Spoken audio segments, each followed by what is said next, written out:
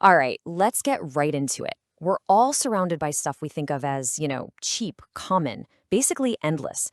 But what if that's a complete illusion? We're going to pull back the curtain on a couple of invisible crises that are hiding in plain sight, involving materials that are, quite literally, the foundation of our modern world. So get this for a paradox. We use this one gas to fill up party balloons, right? But at the same time, its scarcity is so critical that it's causing some of the world's most advanced scientific research to just stop. How on earth is that possible? And then we have an even weirder one. We are facing a global shortage of sand. Yeah, sand. On a planet that has massive deserts just sitting there. This one is seriously going to make you rethink what you know about the very ground beneath your feet. Okay, first up, the Great Sand Deception.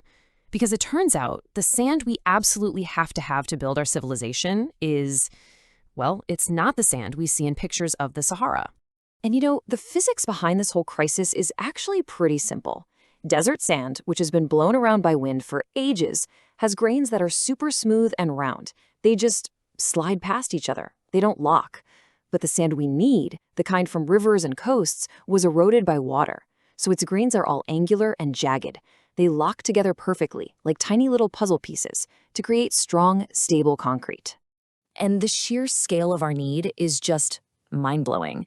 We chew through 50 billion tons of this specific kind of sand and gravel every single year.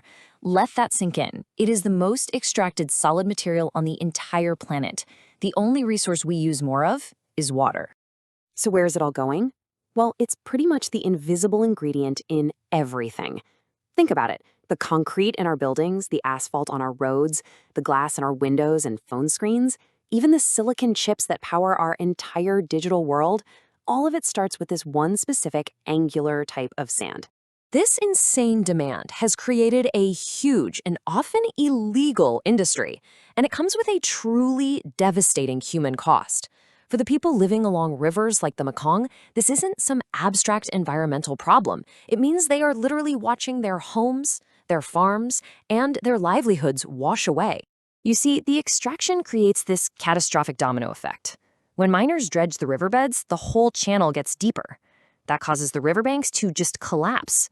This in turn makes flooding way worse and lets saltwater push further inland, poisoning the very farmland that millions of people need to survive.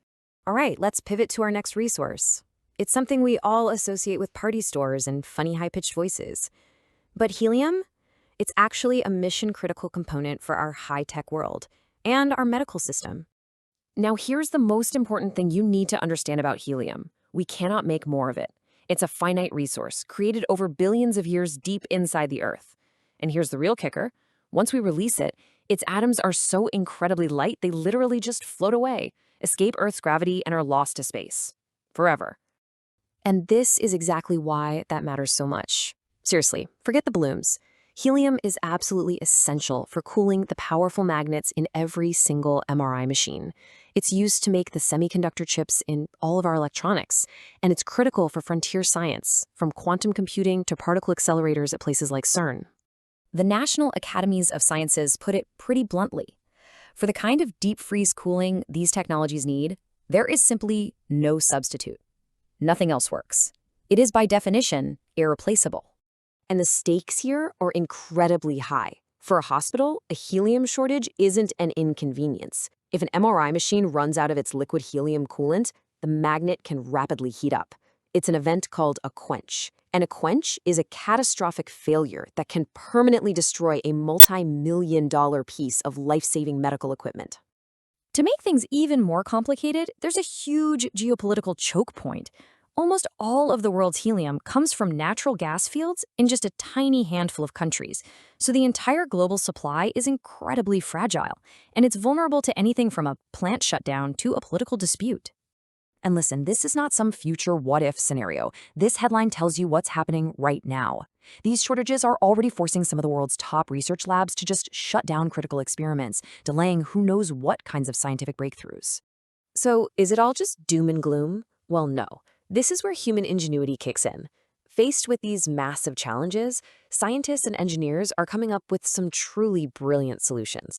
So for the sand problem, one of the coolest ideas is something called ore sand. The concept is genius in its simplicity. You take the waste material from mining operations, which is a huge environmental problem, and you process it to create the exact kind of high-quality angular sand that we need. And what you're seeing here is just how amazing this could be. This chart shows the super strict purity levels needed for things like making glass. Well, ore sand can actually be engineered to meet these exact specifications. So you are literally turning toxic waste into a high-value industrial resource. And on the helium front, the solution is just as clever.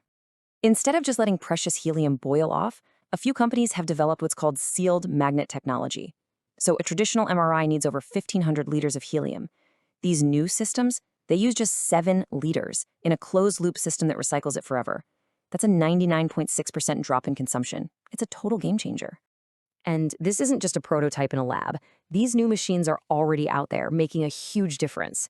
Since 2018, the small number of these scanners already installed around the world have saved over 1 million liters of helium from being lost to space. So, when you step back and look at these two hidden crises, what's the big takeaway? It really forces us to completely rethink what we consider common and what we consider valuable. What have we learned? Well, for one, that the resources we actually need are often very specific and way more scarce than we think. We've learned that stuff we barely think about, like sand and helium, are the fragile bedrock of everything from medicine to technology. And yeah, our current rate of consumption is just not sustainable. But the hopeful part is that innovation offers us a way out, if we're willing to change how we think and how we build our world. It all just leaves you with one final, kind of sobering thought. A party balloon might cost you $1 or $2 today. But when we let that irreplaceable helium just drift off into the atmosphere, what is the true astronomical price that our grandkids are going to have to pay for that?